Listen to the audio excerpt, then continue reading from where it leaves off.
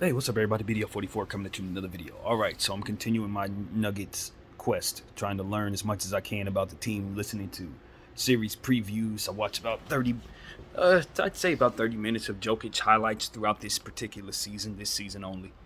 Uh, and I listened to my own video and listened to myself as I was misspeaking a ton. Man, the weed I'm smoking, I shouldn't have switched that up. I'm telling y'all right now, not good for my brain in regards to making sure that I enunciate properly and slow down and speak properly. I already got a problem with that. This ain't helping. But nevertheless, I've calmed down a little bit. It's been a couple hours since I hit that particular weed, and now I'm feeling pretty good. So hopefully the content will be solid, and I'll be able to convey my thoughts clearly rather than just throwing everything off. So this is the reality of it. I ain't learned nothing in regards to the Nuggets to make me feel any different, y'all. I still have a very, very, very uncomfortable cockiness about beating this team. And not only that, but the more I listen to others talk about the team, the more I'm getting the vibes that they are not assessing the Lakers damn near at all. When I'm listening to these people talk about the Lakers, they're essentially saying that our bench is not very strong, that Jokic is going to pick us apart, even though we have the defense to disrupt him. They don't expect AD to be healthy. When they assess AD, they're thinking of him as someone who's automatically going to go down with an injury. They're not assessing the shape he's in right now and how he's doing. They're not telling me anything about the Lakers in regards to how difficult it's going to be to stop us on the offensive end at all. They're basically saying that we're easy to defend. I don't know where they get this from. And the only thing that people have to worry about is the officials favoring us, which is something that's really a bad narrative given the fact that we're not going to shoot for much threes and we're going to dictate all of our offense at driving at the baskets, thus making it so that the whistle will be a big part of what it is that happens for us. So that narrative is already starting to brew so that people can basically say that Jokic lost in regards to the referees before the series even starts if for some reason we do win the series. All of this is shaping up a lot of different ways, but at the end of the day, when I listen to people and their faith in the Denver Nuggets is based on Jokic's greatness. It's not necessarily dictated on matchups. It's not dictated on whether or not the Nuggets are going to be able to defend against the Lakers or rebound against the Lakers or any of that. They're essentially saying Jokic is the man and he's going to find a way. Okay, if that's what y'all hanging your hat on, if that's what it boils down to, I more so am of the mindset that Jokic is going to have to overcome what his nemesis defensively has always been, which is Anthony Davis, somebody who disrupts him more than anybody else in the league. I don't know why the pundits don't want to say this. I don't know why we've chosen to conveniently forget this. See, this is why I don't trust what I'm seeing. This is the same thing I was telling you guys about the Brooklyn Nets last year. It's the same thing I told you guys about the Phoenix Suns this year. They want the public, and I say they, I mean the national media and those whoever, want the public to see the landscape a certain way. So they'll put their betting dollars in, so that they'll put their interest in, so that they'll see it a certain way. Now, what I'm telling you is, what they're telling people is that the Denver Nuggets are that much better than the Lakers. And what I'm saying is those rosters don't tell you that. The rosters don't tell you that. When you listen to people talk about the Denver Nuggets in the breakdowns, one of the things they're talking about is how the Denver Nuggets have a deep team. But then they neglect to mention that the Denver Nuggets don't want to use but half of that team in these playoffs. They're only using 8 people. You know, the only time you ever see the rest of those guys is in garbage time. So I don't know why that's not being taken into account. And it's just a lot of different things that I'm listening to people like just gleefully neglect, I guess you could say. They just conveniently neglect certain things in regards to this series. Like Anthony Davis's offensive ability. Yeah, he struggled on the offensive side, but to think that you don't have to consider him as a problem offensively is a misconception in the highest way, the highest order. And essentially, all the credence has been given to the Lakers not being able to stop the Denver Nuggets offense, and I guess the Denver Nuggets defense is just supposed to suffice. Whatever it is they've been doing is supposed to just stifle us with personnel that just doesn't do that. So it's like, if they can't stop us from getting to the rim, they don't block shots, how the hell are they stopping us from attacking the way that we naturally want to attack, which is driving at the rim? And nobody's been able to tell me this. All they keep telling me is that the Lakers aren't going to be able to stop Jokic. It's two sides of the ball. Can Jokic stop the Lakers? And it's like everybody talks about the Denver defense being very good. Against whom? The two-man team that was the Phoenix Suns with no bench? Or the depleted team that was the Minnesota Timberwolves that traded away their entire future for a player that could only play one side of the ball and not very well, and Rudy Gobert. I don't know who they expect is coming against Jokic. I think it's almost like they're looking at the Nuggets as the main character because Jokic is on the team and he's won 2 MVPs and all of that. So it's like he's a main character. So it's like he's going to overcome the Lakers, and let's not assess what the Lakers have, because if we have to do that properly, then we'll see that he's in some trouble. That's essentially what it is. It's like, oh yeah, the Lakers are in trouble because Jokic plays offense. And let's not assess anything that Jokic is coming up against. Nuggets in 6. Like, that's essentially what they're all doing. And I'm like, yeah, American public, all the people following me need to understand. They're setting them up. They're setting them up. Because at the end of the day, the Denver Nuggets do not have a better roster than the Los Angeles Lakers, and that's going to determine a lot of what happens in a 7-game series. You got to play these teams 7 times. If it was a 1-game situation, then you can lean on certain strengths. Oh, Jokic got certain things that he could do, and that's cool. It's great. But in 7-game series, is his team going to be able to overcome another team that uses twice as many players? You got to prove he can with all of the magical stuff that he does with his back against the basket, back to the basket from the elbow and from the 3-point line.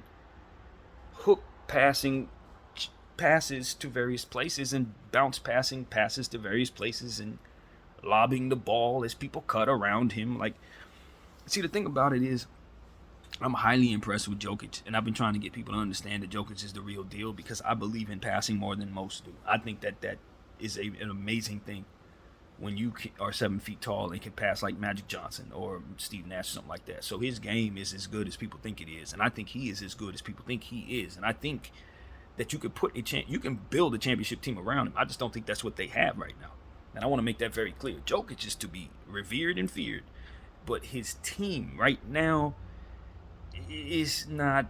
It's not what they say it is to me. And that's just what I'm here to say. And then from there, they'll have to prove it. If I'm wrong, cool, they'll prove it. You know what I mean? And we'll see exactly what it is. But I'm telling you, when it comes down to it, I just trust that my team has a lot more talent than the people who are paying attention to this and who are picking against us are even paying attention to. And the things that they think we're going to have trouble with, it's fine to assess that. But what you're not assessing is the things that the Nuggets are going to have trouble with against us. And that's what I'm sensing around the NBA right now. So let me tell you what the Denver Nuggets have to deal with. LeBron James driving the basketball. If they can't keep him out of the way in regards to the rim, if they can't keep him off the line, that's going to be a big problem for the Nuggets. Aaron Gordon being asked to guard multiple bigs a lot of the time. That's going to wear him down in this series for sure. I know they think, and I'm listening to certain people talk about this breakdown. They're saying that Wenyen Gabriel probably ain't best for this series because Jokic's going to pull him away from the baskets and these various things. But I'm telling you, in the 30 minutes of highlights, and I watched Jokic pick people apart from the elbow, just tossing passes like this. Basically, for 30 minutes, this is what he's doing. And they're telling us, oh, it's the greatest thing we ever seen. Yes, but he's literally just doing this all game. This. And so what I'm telling you is, all we really need to understand is that he is the center of the carousel, and everything circles around him. So they're going to run off of him. They're going to set screens around him. He's going to be setting screens. He's going to be looking to pass the ball, bounce passes, and lobs. A lot of times the lobs and bounce passes look like the opposite of what he's going to do. That's the way the play is set up. It looks like it's going to be a bounce pass. He's actually throwing it up. It looks like it's going up. It's really going to be a bounce pass. We just got to look for those things. Look for those things.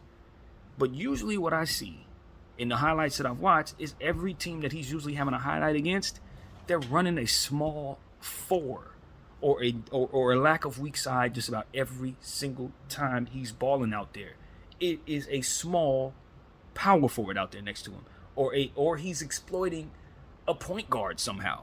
The point guard is being switched out to somebody who's twice their size, like Gordon or Porter or something like that, and he's passing them the rock and ultimately taking advantage of that size mismatch. We got to look for those type of things. Because at the end of the day, as I always tell people, he's a pool player out there. He's playing pool. He's looking to get the ball somewhere else. He'll score as a last result. But he would much rather get 20 assists in the game. You know what I mean? So that's really what it comes down to. Guys like KCP, they're looking to catch and shoot, run to their spot, catch and shoot, run off a screen, catch and shoot, cut to the basket, lay it up, cut to the basket, dunk the ball. That's all they're trying to do. And if one of those cuts, if we seal off those cuts, he's going to try to make a pass into 3 and 4 different people. And he'll get it off, too, because he's excellent at it. But he's going to make cross-court passes. He's going to make tight window passes into the paint, past 3 and 4 Lakers. He's going to make passes that bounce, bounce passes that lead to curls, that lead off of curl screens, rather, and curl patterns and things of that nature. It's a lot of geometry, as I like to call it. And he's great at it. And he's going to be highly efficient, and his shooters know exactly how to get in their spots, and he knows how to get them the ball in their pocket. So the efficiency of him closing possessions with scores is high. Essentially, he goes down there, he scores. Look for the long pass as well. He makes the long toss, Bron to Wade pass. You know the ones. The excuse me, the Kevin Love full court pass. He does that at least once a game, it seems. So we gotta look for the quick score with the full court heave. That ultimately leads to somebody laying the ball up a lot of the time, particularly in the quarters. He had a lot of those. So that's what I'm telling you. Also, that little back to the basket call that they hit LeBron with in Game 6 of the second round against the Golden State Warriors, yeah, we're definitely going to need to be looking out for any and all opportunities for the officials to use that against Jokic as they see fit, since I've only seen that called once, and maybe in the last 3 years that I've watched basketball. I ain't seen it called but this one time. With that being said, Jokic, in the highlights that I saw, backed the ball down twice as long as Bron did in that particular sequence. Several of the sequences that I saw, he had his back to the basket. He was pounding it like his name was Shaquille or something, like he was in the 80s. He's only supposed to be able to do that for about 5 seconds, I believe the rule is. 5 seconds, something like that. I think what I saw them give LeBron was about 3 seconds, or 4 seconds before they called that bull crap, setting the tone in Game 5. That was not Game 6. That was a game we got blown out. What I'm telling you is, if for any reason he does any of that crap, I want my Los Angeles Lakers to file a grievance against that. Because if they're going to call that crap against us in the playoffs, they need to know that they got a guy in this round that's going to be doing it all day, every day, probably for longer than 5 seconds each time. So all that back to the basket, that pound stuff, this ain't Shaq days, man. You should not be able to do that if we couldn't get away with it in Game 5. So I just want to put that out there. We already on alert about that. Because that was some bullcrap. They know they shouldn't have called that. That rule shouldn't even be in place anymore. No one even pounds the ball like that anymore. You know what I mean? So for them to be calling that in 2023, it's just it was bullcrap. And I'm looking for the consistency in that call going forward in these playoffs. So you're gonna hit Bron with it, hit Jokic with it, unless you don't intend to, for whatever reason. So that's just it, man. I'm just watching the narrative shape up. Main character Jokic supposed to take down the afterthought AD and Bron for some reason, even though they made $2 and $3 billion off these guys' name for the last 20 years. I guess it's all about Nikola. He's the greatest passer ever. I guess Bron don't be making passes like that no more. Apparently, they say Jokic is the greatest passer, and they don't know how Jokic's offense is ever going to be stopped by the Los Angeles Lakers offense, but I guess LeBron is shoplifting, and AD's defense is just something that Jokic's greatness is going to be able to overcome all, even though he's never done that in big moments.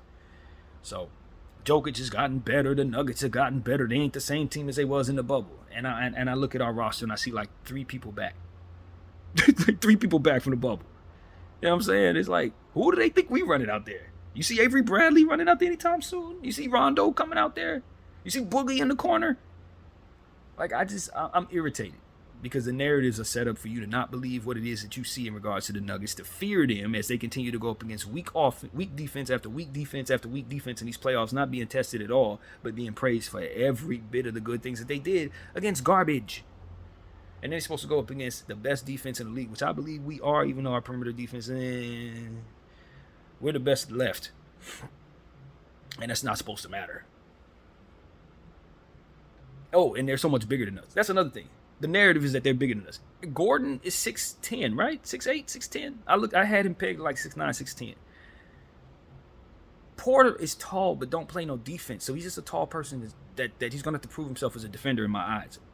I will be looking for him to impress me defensively. That's what I will say.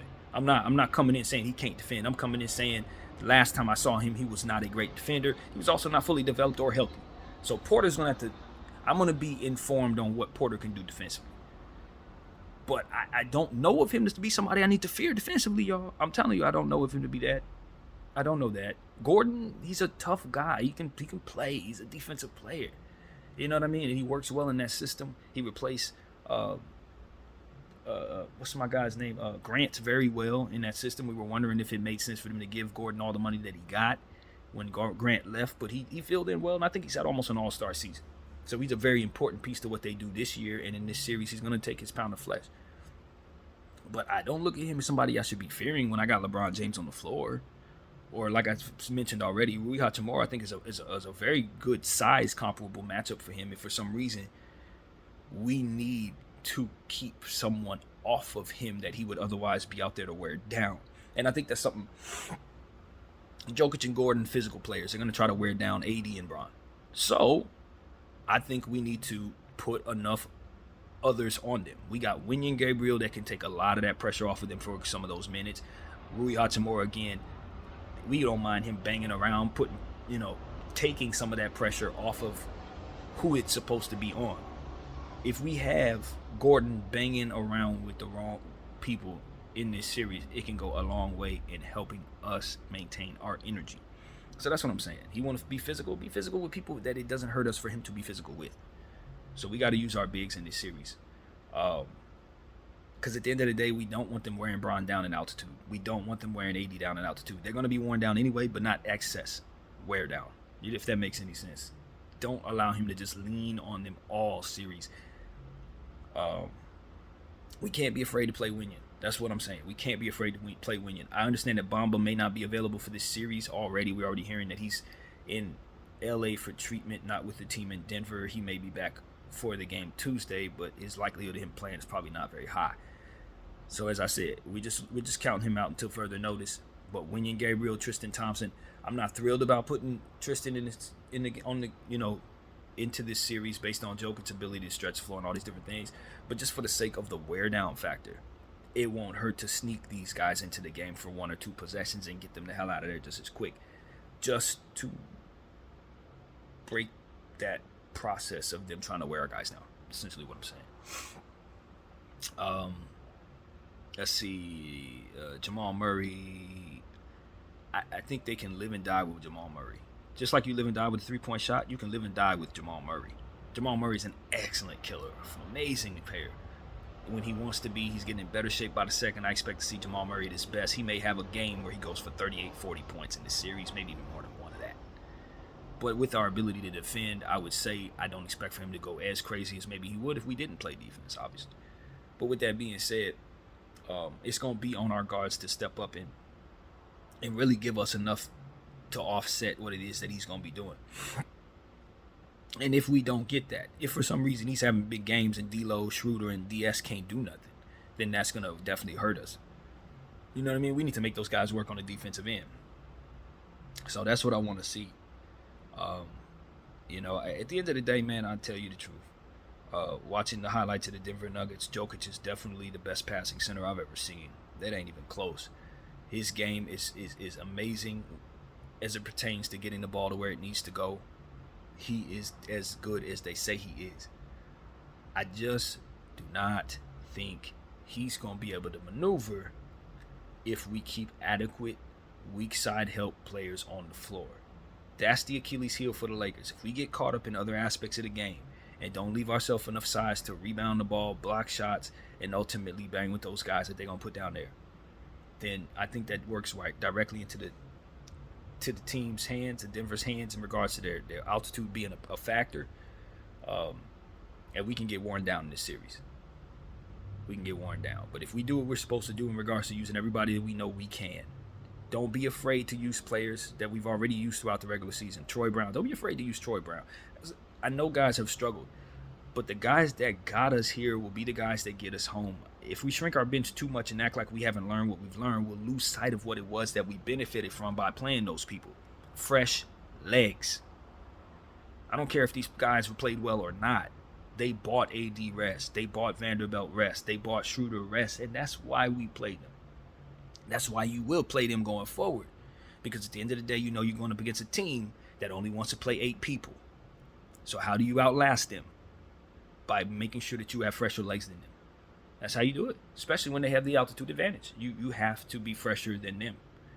And so while they're afraid to play the Zeke Najees and the Pierre Watsons, we won't be afraid to play Troy Brown. We won't be afraid to play Lonnie Walker, and we're going to be better before it because of it. Because of it. Damn this weed. I'm never buying it again. So that's what I'm here to say, man. I want everybody to know that my confidence in the Los Angeles Lakers is something that I strongly have, and my skepticism about the Denver Nuggets, I am searching the internet for more information to help inform me about the concerns of this team. I understand they are bigger than I thought they were. That's what I come back with.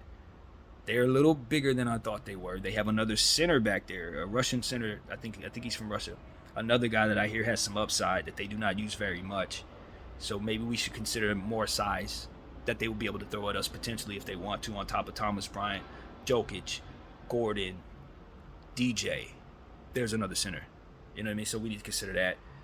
Zeke Naji can hit a corner 3. I saw him in the highlights, so we need to be aware of his 3-point ability. You know, so these are the things. It's like, all right, I'm trying to gain more respect for the Denver Nuggets by learning about what more they have and trying to psych myself into believing that it's comparable to what we have. It is not.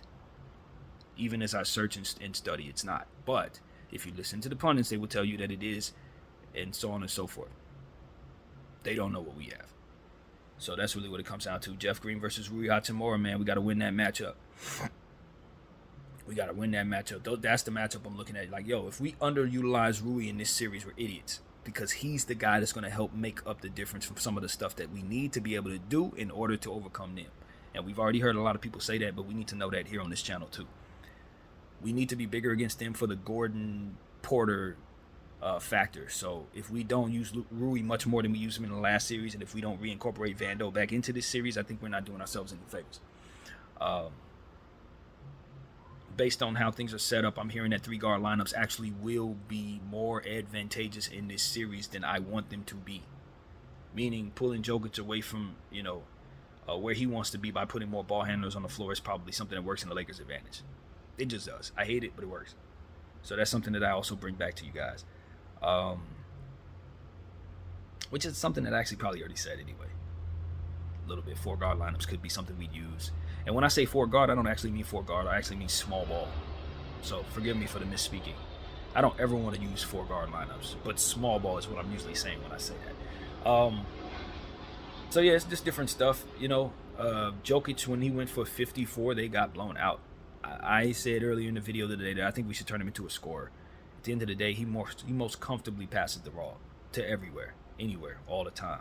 If you turn him into a scorer, he's living and dying with his shooting ability and scoring ability. And while that's fantastic in terms of his efficiency, I take my chances with him from behind the arc, shooting the ball, than I will with him doing what he wants to do comfortably. Put it like that. So if we have to play off of him to keep him from making some of those passes that are going to get everybody else going, then with an orchestrator, that's exactly how you stop them. If you want to stop a scorer from scoring, you want to stop a passer from making other people better. That's what I know. So it's not about stopping Jokic. You can double team him if it makes sense in terms of strategy. He's going to make the right pass, but just to give him something different every once in a while, I would not suggest that you be as predictable as to always play the same way against him, obviously. But what I will say is don't make a habit of it. Don't make a habit of trying to rush at him because of his scoring. I don't care if he has 50 points. Don't rush at him because of his scoring.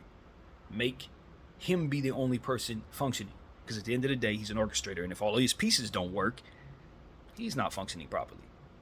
So that's what I know about an orchestrator. That's what I know about a Chris Paul, Magic Johnson, all those different dudes. If they're scoring like crazy, chances are that's your better bet. That's your better bet. Because if they got 25 assists, that means everybody else is going. So that's 25 assists is obviously close to the record, so you don't expect that. But then again, this is Jokic, so you may expect that. They play good defense down the stretch. just like we do. They tend to play good clutch defense. They play better defense when the game's closing out. So that makes me have a little more faith in the Denver Nuggets to bring a nugget back to you, no pun intended. They play really, really good in the last 2 and 3 minutes of the game, the other side of the ball, just like we do. For some reason, they just tighten up. Bruce Brown, KCP, yeah, they tighten up. What else is there, man? KCP can run hot and cold, man. He can run hot and cold. We know this guy better than the Denver Nuggets do. We've had him for, 5 years? They've only had him for, 2? We know him better than they do. So let's keep that in mind as we continue to go through this very serious series against our very own player. Because we know him, he knows us, but not as well as he needs to know us because most of this team has changed since he was here. So here's something I don't know, but sometimes when a guy takes another guy's spot, it could tend to be a thing. I've seen this all my life. You used to play for my team. I'm in your position now. It's gonna be some feistiness because that's still my spot, kind of thing. KCP was a Laker for a long time, so I wouldn't be surprised to see him get into it with some of our shooting guards, something like that. It's not really his character, but the stakes are high, and that's just what I've seen in the past. So I'm not putting that there just to say nothing. I'm just saying, like, it could be a thing if for some reason it's a thing. Thomas Bryant, same thing. Old Lakers, you know what I mean? We know they want nothing more than to beat us. Thomas Bryant requested out to go to the Nuggets. I don't know that Mike Malone trusts him at all, but just like anything else, we stay ready. So these are the things that I bring back to you. I'm going to be bringing more back to you as we go along because I'm still seeking the respect that I need to find for this series. And I'm seeking it. And I'm not listening to the pundits to, in regards to giving it to me. No, they are liars. I'm talking about my own eyes and what I'm trying to gain in regards to respect for this team. And I'm not coming up with what I need to come up with, y'all. I'm not coming up with what I need to come up with. This is a trap series for me. Not for the Lakers, because I think they're taking this team much more seriously than I'm finding I'm able to. Not for the pundits, because obviously they got the Nuggets winning. I'm talking about for my very own mind's eye and my very own basketball IQ. I got to get up for this one. I got to wake up for this one. The Denver Nuggets, I've been targeting them all playoffs.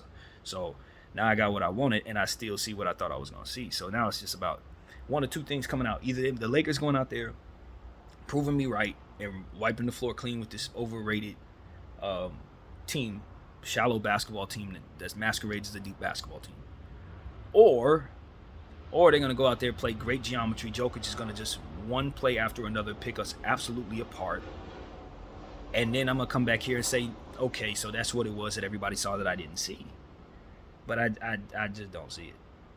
I don't see it. All the highlights show me somebody was standing in front of him that couldn't stop him. We have somebody that can. Anthony Davis. So if Anthony does what Anthony's prone to do, which is play amazingly defensively, then Jokic is going to have to play two sides of the ball. His defense is going to have to show up. He's going to have to stop Anthony Davis,